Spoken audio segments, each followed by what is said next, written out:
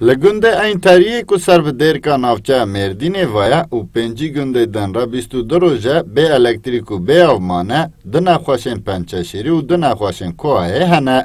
ده 14 گلانه دا الکتریکا وان هاتیه برین و پیوه گریده جی آوا گنجی 22 روزه که تنه. احمد قراجه نخواشه کوه و رادگینه که 5 ساله به پشکری ماکینه اکسیژن جیان خود دومینه. قراجه به وی آموره که اکسیژن هل دبرینه و گریدایی بویه. لینهاش برکو الکتریک تونه او ماکینه کار ناکه و هر جاره دوی تپ اکسیژن بستینه دا که جیانا خود بدومینه. 22 الکتریکا ما تونه و واجب انرژیه از قوه خصاصی از قوه خصاصینه از 4-5 سالینه زوی هایینه و اوانی انرژیا ما تونه و خود و اول کلمه خود اوان میشه ام سکنینه میشوک تشکیان بکتونه.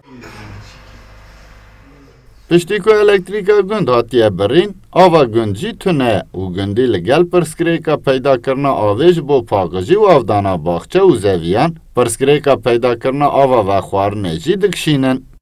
اسماعیل ارگل جی نخواشه پنچشیره و افساله که کش بروی نخواشی نکتیه نافجیان. هفجینا اسماعیل جمیله ارگل تینه زمان که وانجو خود دناف درفتن کم دا حولا جیانه ددان. اونها تنگاسین مزن دکشینن. أطول حالي ما نرى أم نتحالي دنا نقاف جيران على طريق تشتكي هاوي حالي رزيلتية ما كعربا ما شيء تشتكي ما تني أم ور تاخذين إيه هذا شهر عفيف بن حوشي خذ بن ترك تاكي راشيكا أم واني كونه تشتني.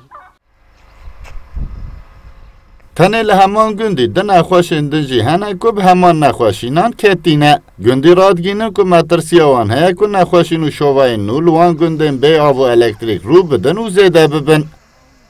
صدق ارن، کردستان 24 مردین.